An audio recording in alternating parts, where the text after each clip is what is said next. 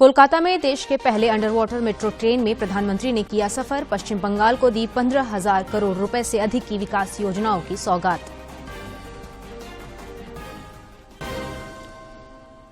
मुख्यमंत्री चंपाई सोरेन आज रांची में सर्वजन पेंशन योजना के लाभुकों को प्रथम किस्त का करेंगे भुगतान। आंगनबाड़ी कार्यकर्ताओं को भी करेंगे सम्मानित।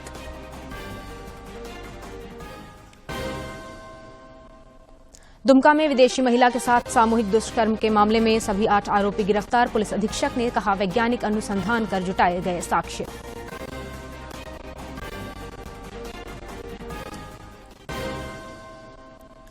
और राजस्थान में खेले जा रहे खेलो India national ranking women archery tournament के जूनियर वर्ग में रांची की सावित्री कुमारी ने जीता कांस्य।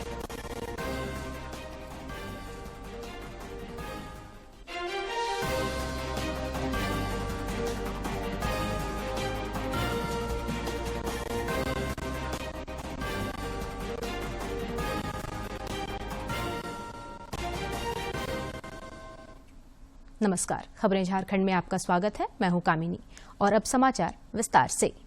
प्रधानमंत्री नरेंद्र मोदी ने आज पश्चिम बंगाल के दौरे के क्रम में कोलकाता में देश की पहली अंडर वाटर मेट्रो रेल सेवा की शुरुआत की। साथ ही साथ प्रधानमंत्री ने अंडर वाटर मेट्रो सेवा में भी सफर किया। इसके अलावा प्रधानमंत्री ने पश्चिम बंगाल को 15,000 करोड़ रुपए से अधिक की कई विकास परियोजनाओं की सौगात दी। Subhash, Taratala, Ruby Hall Clinic, SN junction, Duhai एवं ताजमहल गेट से 6 नई मेट्रो सेवाओं को हरी झंडी दिखाकर उनकी प्रथम यात्रा का शुभारंभ करें।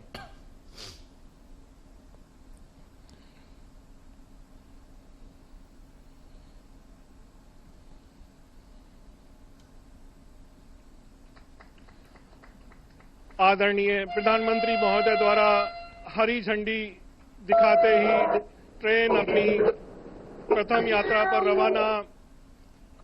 कवि सुभाष से Hemanta Mukhopadhyay, Taratala Majerhat, Ruby Hall Clinic से रामवाणी, एसएन जंक्शन से त्रिपुनिथुरा, दोहाई से मोदीनगर नॉर्थ, ताज पूर्वी गेट से मनकामेश्वर मंदिर, भारत की प्रगति की दिशा में एक अविस्मरणीय कदम और इस क्षण के साक्षी बनते हुए हम सभी आदरणीय प्रधानमंत्री महोदय का बहुत बहुत धन्यवाद।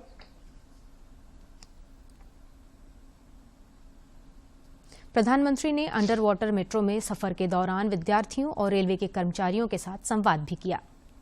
या उनके व्यक्तित्व का ये एक अलहदा रूप हमेशा हम देखते हैं कि जब भी इस तरह के जो भी प्रोजेक्ट्स राष्ट्र को समर्पित किए जाते हैं उससे जुड़े लोगों से तो बात करते ही है, संवाद करते ही है। साथ ही साथ जो जैसे मान लीजिए किसी ट्रेन की अगर बात की, जैसे हरी झंडी दिखाई गई है, जैसे मेट्रो रेल को हरी झंडी दिखाई गई है, तो उसमें सवार जो लोग हैं उनसे भी मन की बात करते हैं। और छात्र जिन्हें हमेशा वो राष्ट्र निर्माण की धुरी मानते हैं उनके साथ संवाद करते हुए देखिए आप प्रधानमंत्री नजर आ रहे हैं। खुद उन्होंने जो वहां छात्र थे उन्हें पास बुलाया और बिठाया और उनसे जिस तरह से एक अभिभावक बात करता है उस तरह से प्रधानमंत्री बात करते हुए खुलकर बात करते हुए नजर आ रहे हैं। और बच्चे भी जो छात्र वहां मौजूद हैं वो उनसे खुलकर अपने दिल की बात जैसे कि एक बड़े से अपने अभिभावक के तौर पर करते हैं वो करते हुए नजर आ रहे हैं। ये जो प्रधानमंत्री का अंदाज बयां है उनके व्यक्तित्व के लिए उन्हें कई लोगों से अलहदा बनाता है। और इसीलिए आप समझिए कि कोई भी अगर आप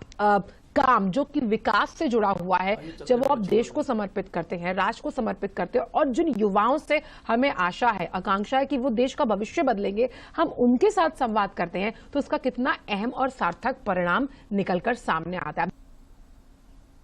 और अब आपको सीधे लिए चलते हैं पश्चिम बंगाल। ताकत से बताइए, आपकी बार एनडीए सरकार এই बार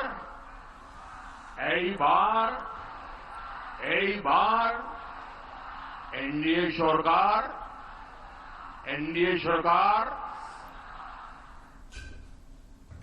मेरी एक प्रार्थना है, जो लोग चित्र और पोस्टर लेके आए हैं वो जरा नीचे कर दें।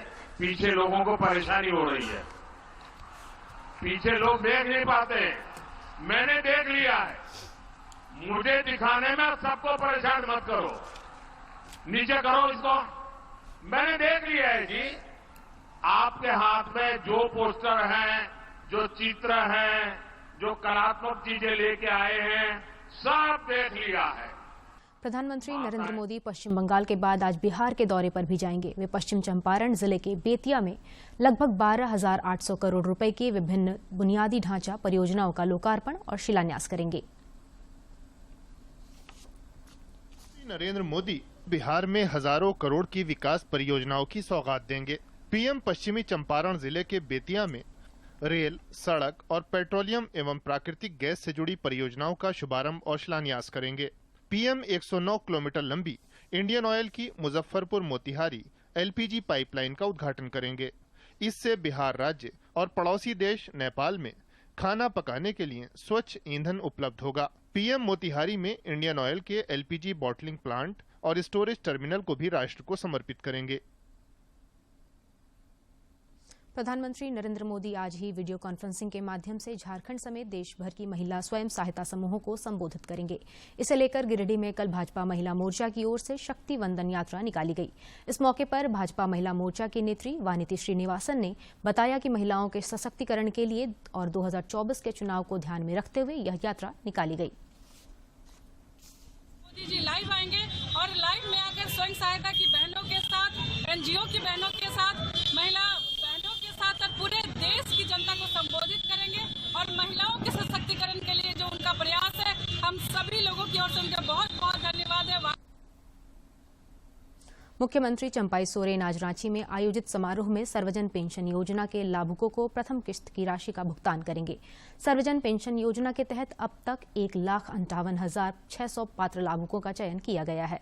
इस योजना के तहत पेंशन देने के लिए राज्य सरकार ने उम्र सीमा 60 वर्ष से घटाकर 50 वर्ष कर दी है। इसके अलावा मुख्यमंत्री राज्य भर की आंगनवाड़ी सेविकाओं को भी सम्मानित करेंगे। केंद्रीय मंत्री अर्जुन मुंडा आज खूंटी के एक दिवसीय दौरे पर हैं। अपने खूंटी दौरे के क्रम में श्री मुंडा ने अनीगढ़ा में पद्म भूषण करिया मुंडा से मुलाकात की और समसामयिक मुद्दों पर चर्चा की। इसके अलावा केंद्रीय मंत्री खूंटी में तीरंदाजी संघ के पदाधिकारियों के साथ बैठक भी की। साथ ही साथ कई स्थानीय कार्यक्रमों में शामिल होने के बाद शाम को दिल्ली के लिए रवाना होंगे। प्रदेश भाजपा अध्यक्ष बाबूलाल मरांडी के नेतृत्व में कल जमशेदपुर में महत्वपूर्ण बैठक हुई। बैठक में पार्टी की व्यापक चुनाव रणनीति के लिए मंच तैयार किया गया। इस मौके पर जामताड़ा के कई कांग्रेस पार्टी के नेताओं ने भाजपा की सदस्यता ग्रहण की। इस दौरान श्री मरांडी ने कहा कि भाजपा देश को 2047 तक एक विकसित राष्ट्र और विश्व गुरु बनाने की दिशा में अग्रसर है। बैठक में सांसद विद्युत वरण महतो के अलावा पार्टी के कई वरीय पदाधिकारी मौजूद थे। अपने प्रदेश के मंत्री कि पूरी झारखंड प्रदेश में भारतीय जनता पार्टी ताकत में, शक्ति में इजाफा होगा। क्योंकि सब लोगों ने योगदान किया, सबके ऊपर एक दायित्व था, जिम्मेवारी थी। कोई प्रखंड के अध्यक्ष है, कोई जिला के अध्यक्ष है, कोई मोर्चा के अध्यक्ष है। तो स्वाभाविक रूप से इनके साथ भी जो पीछे चलने वाले बड़ी संख्या में लोग हैं, जामताड़ा जाएंगे तो वहाँ उनको भी योगदान कराएंगे। विधायक सरयू राय ने कहा है कि आगामी 10 मार्च को उनकी पार्टी का प्रदेश स्तरीय सम्मेलन आयोजित किया जाएगा। श्री राय कल जमशेदपुर में पत्रकारों से बातचीत में कहा कि सम्मेलन में आगामी लोकसभा एवं विधानसभा चुनाव लड़ने की योजना को अंतिम रूप दिया जाएगा। उन्होंने कहा कि अभी तक उन्होंने लोकसभा चुनाव न तो लड़ने की सोची और न ही किसी से संपर्क किया है और न ही किसी दल ने उनसे संपर्क किया है।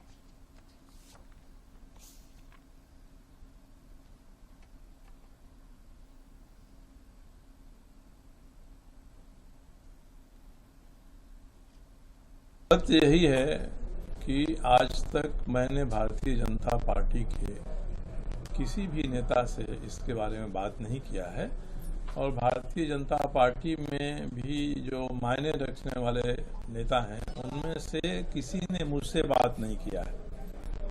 अब ये कहाँ से हवा बन गई है कि मैं धनबाद से जाकर लोकसभा चुनाव लड़ने वाला हूँ, तो मैं इस बारे में इतना ही आपको कह सकता हूँ। और ये समस्याएं हम लोगों ने अपने क्षेत्र की उठाई है, इसमें स्पष्ट है कि इस विधानसभा क्षेत्र में हम लोगों की रुचि है और वैसे भी भारतीय जनतंत्र मोर्चा के लोग 10 तारीख को सम्मेलन कर रहे हैं, तो क्या लड़ेंगे, लोकसभा में कहीं से लड़ेंगे या लोकसभा के माध्यम से अगली विधानसभा की तैयारी करेंगे। राज्य मंत्रिपरिषद की महत्वपूर्ण बैठक आज 4 बजे होगी। मुख्यमंत्री चंपाई सोरेन की अध्यक्षता में रांची में होने वाली इस बैठक में राज्य हित से जुड़े कई महत्वपूर्ण प्रस्तावों को मंजूरी दी जाएगी। पेयजल और स्वच्छता मंत्री मिथिलेश कुमार ठाकुर ने कल गढ़वा में 1 अरब से अधिक की कई विकास परियोजनाओं का शिलान्यास और उद्घाटन किया। इस मौके पर श्री ठाकुर ने केंद्रीय मंत्री नितिन गडकरी की तारीफ करते हुए उनके द्वारा किए जा रहे कार्यों की प्रशंसा की।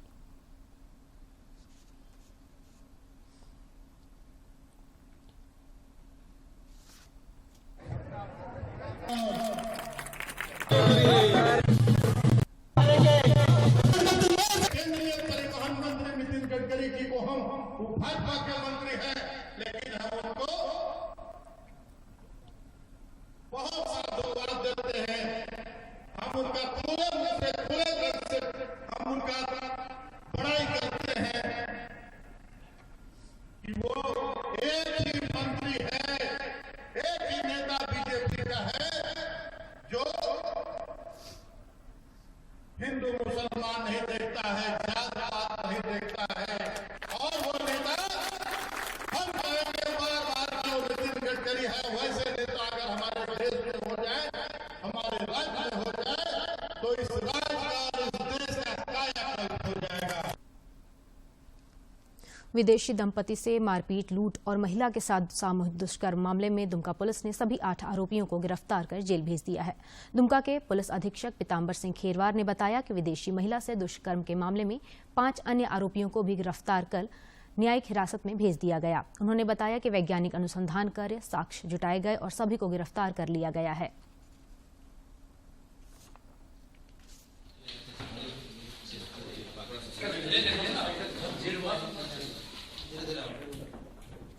मैंने निरीक्षण किया।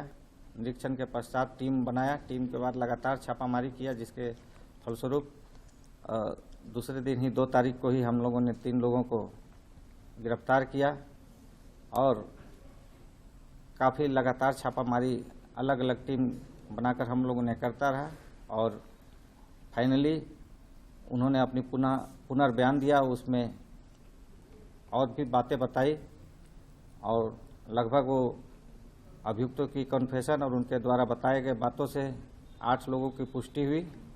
तो कुल मिला के हम लोगों ने आज के डेट में पहले 3 और 5 लोगों को अभी तक गिरफ्तार कर लिया है।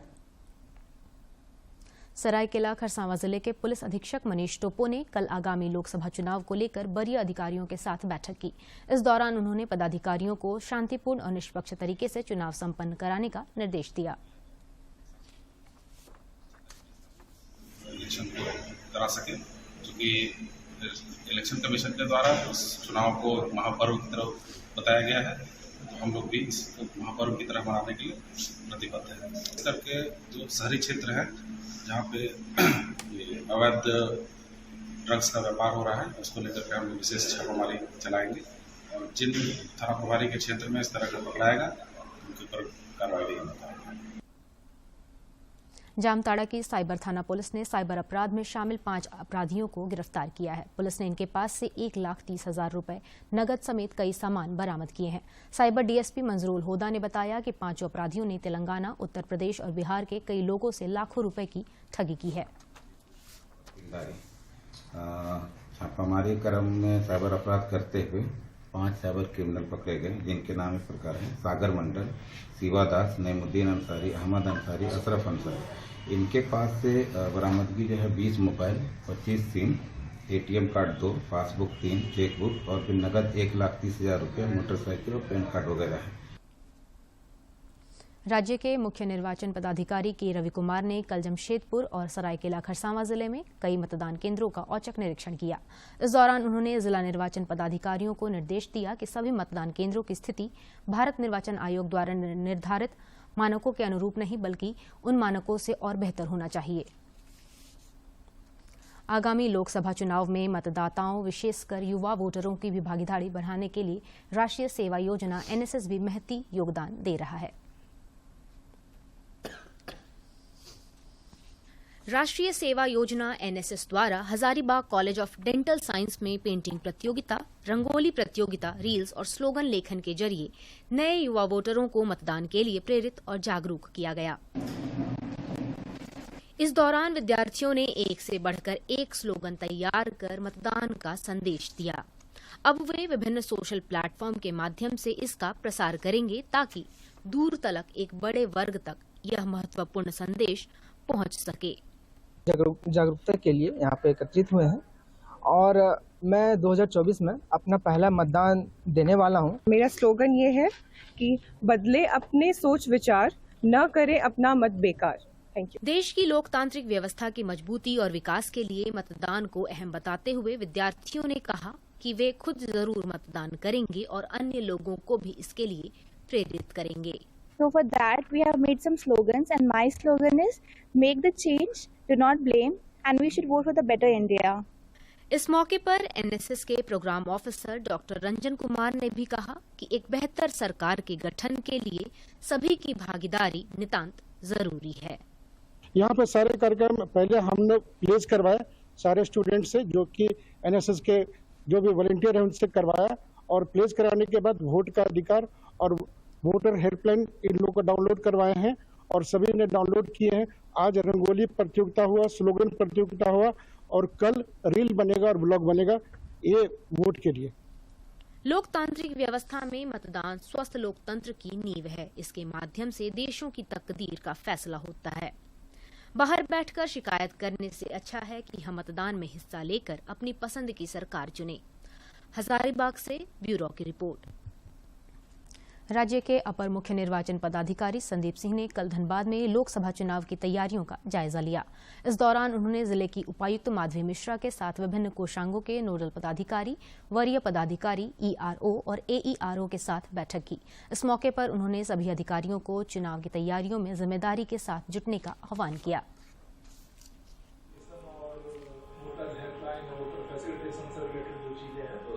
वर्तमान में सभी जगहों पर बूथ्स पर वोटर आसानी से पहुंच सकें, सुविधाजनक रूप से पहुंच सकें और वहां जाके सुविधाजनक रूप से अपना वोट कास्ट कर सकें। इसी कड़ी में 4 तारीख से एक I am verified voter campaign शुरू किया गया है, जो कि सबसे पहली एक तरह से आप उसको प्री रिक्विजिट बोल लीजिए, अनिवार्यता बोल लीजिए कि वोटर लिस्ट में आपका नाम होना जरूरी है अगर आप चुनाव के समय है यहाँ। पेसा कानून पर केंद्रीय पंचायती राज मंत्रालय की ओर से रांची में आयोजित 2 दिवसीय क्षेत्रीय सम्मेलन का कल समापन हो गया। मंत्रालय के सचिव विवेक भारद्वाज ने सम्मेलन में पेसा कानून के मजबूतीकरण पर बल दिया। समापन सत्र में उन्होंने सभी पात्र लाभार्थियों तक सरकारी योजनाओं का लाभ निर्बाध रूप से पहुंचाने को सुनिश्चित करने पर महत्व और जोर दिया। गिरिडीह जिले में गरीबों के राशन खाने वालों पर जिला प्रशासन ने कड़ी कार्रवाई की है। खोरी महुआ एसडीएम मनोज कुमार ने राजधनवार बाजार और जमुआ थाना क्षेत्र के रेम्बा में छापेमारी कर 750 क्विंटल चावल जब्त किया है। श्री कुमार ने बताया कि इस मामले में किसी की गिरफ्तारी नहीं हुई है, लेकिन जांच चल रही है। उखाड़ ही दीजिए ना उसमें तो। धान है कि चावल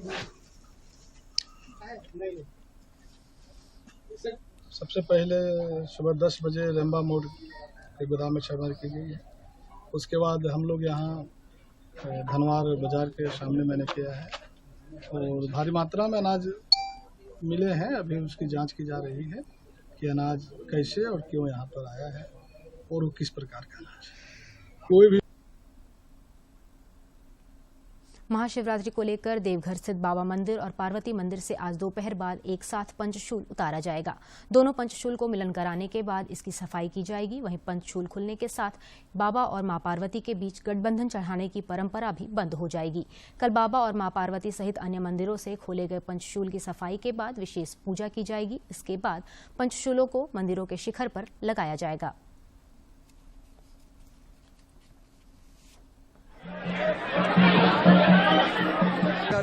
शिवरात्रि में मंदिर हम लोगों ने इस पे भी पहले ही निर्णय लिया है मीटिंग के दौरान कि शीघ्र दर्शन की सुविधा उपलब्ध रहेगी, लेकिन आउट ऑफ टर्न वीआईपी किसी भी प्रकार से हम लोग दर्शन नहीं करवा पाएंगे। और ये आप लोगों के माध्यम से हमारी अपील भी है मीडिया बंधुओं के माध्यम से कि कोई भी वीआईपी दर्शन के लिए मंदिर में नहीं उपस्थिति होगी। दूसरी बात यह है कि इस दौरान हम लोगों के यहाँ पे बड़ी संख्या में पुलिस बल मौजूद रहेगा, मजिस्ट्रेट मौजूद रहेंगे, सीसीटीवी कैमराज बहुत ज़्यादा जगहों पे लगाए जा रहे हैं, होल्डिंग पॉइंट्स बनाए जा रहे हैं, इस पे भी हम लोग का विशेष ध्यान रहेगा। और अब देखते हैं फटाफट अंदाज में जिलों की खबरें।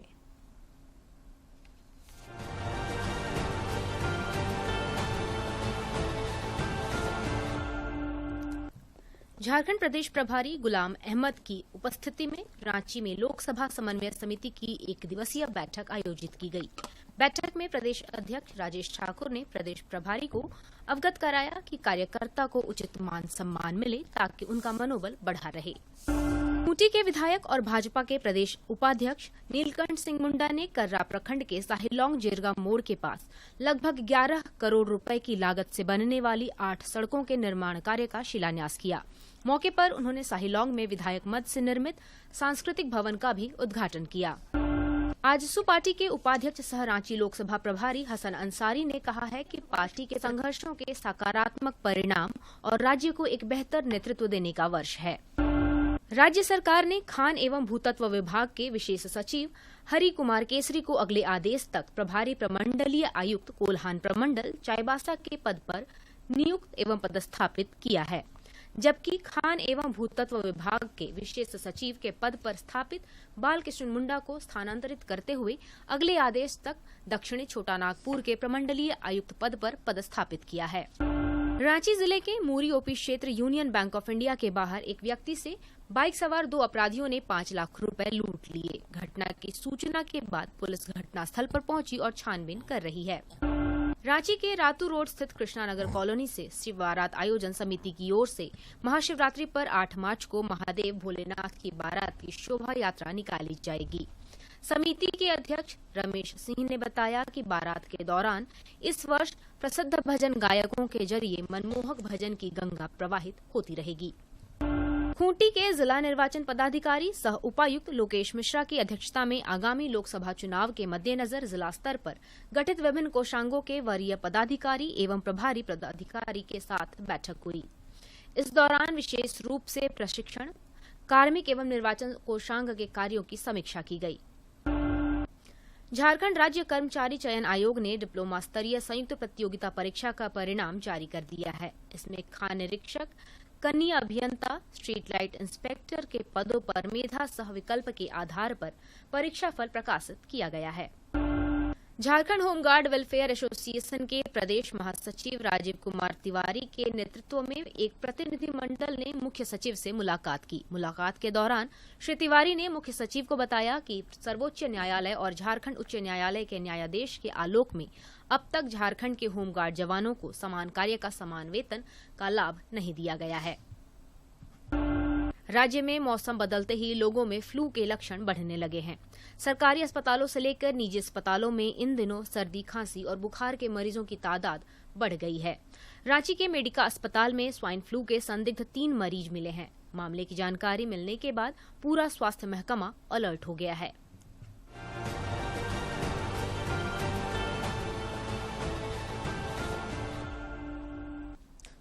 और अब जानते हैं मौसम का हाल। राज्य में पश्चिमी विक्षोभ का प्रभाव कमजोर पड़ गया है। इससे रांची समेत राज्य भर में अगले 5 दिनों तक मौसम साफ रहने का अनुमान है।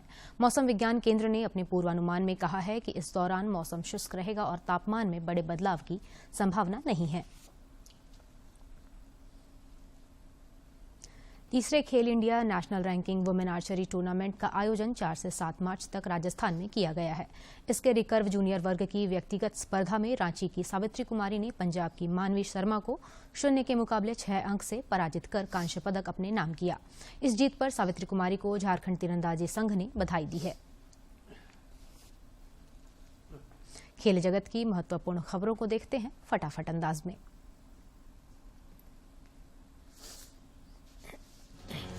पेरिस में खेले जा रहे बैडमिंटन टूर्नामेंट में आज भारतीय खिलाड़ी कोर्ट पर नजर आएंगे। प्रतियोगिता में पुरुष एकल में भारत के किदाम्बी श्रीकांत और एचएस प्रणॉय कोर्ट पर उतरेंगे।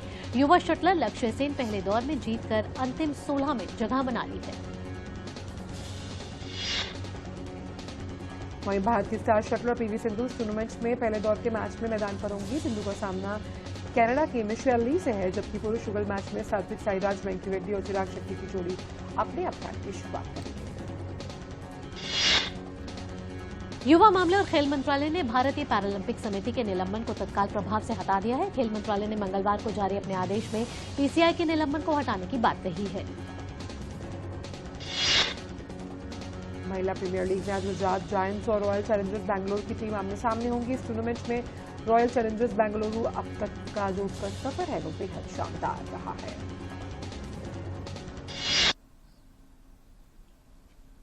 और अब बात कारोबार जगत की।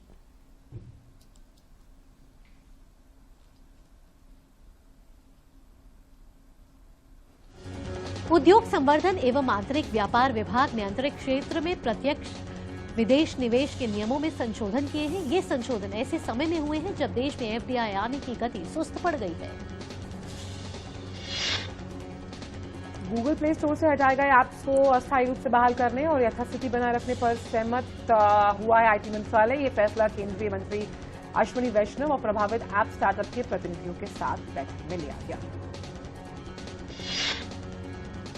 मर्सिडीज बेंज ने उम्मीद जताई है कि भारत अगले 3 साल में उसके टॉप 3 विदेशी बाजारों में से शुमार होगा। देश में लग्जरी कारों की लगातार बढ़ रही है मांग। बीएससी अपने संयुक्त उद्यम एशिया इंडेक्स में S&P डाउ जोन्स इंडाइसेस की पूरी 50% हिस्सेदारी खरीद सकता है। कदम मौजूदा संयुक्त उद्यम को लेकर दोनों एक्सचेंज के बीच विवाद के बाद देखने को मिल रहा है।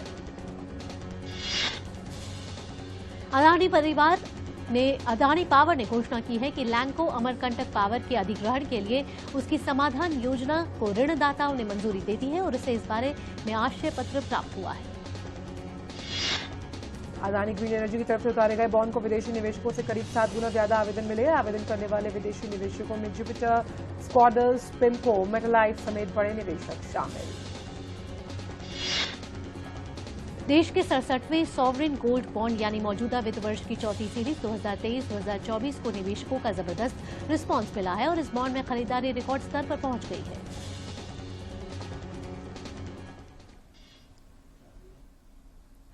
और अब अंत में मुख्य समाचार एक बार फिर। कोलकाता में देश के पहले अंडर वाटर मेट्रो ट्रेन में प्रधानमंत्री ने किया सफर। पश्चिम बंगाल को दी 15,000 करोड़ रुपए से अधिक की विकास योजनाओं की सौगात।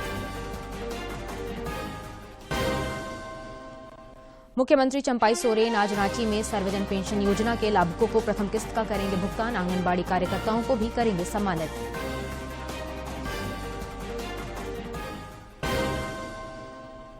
दुमका में विदेशी महिला के साथ सामूहिक दुष्कर्म मामले में सभी 8 आरोपी गिरफ्तार। पुलिस अधीक्षक ने कहा वैज्ञानिक अनुसंधान कर जुटाए गए साक्ष्य।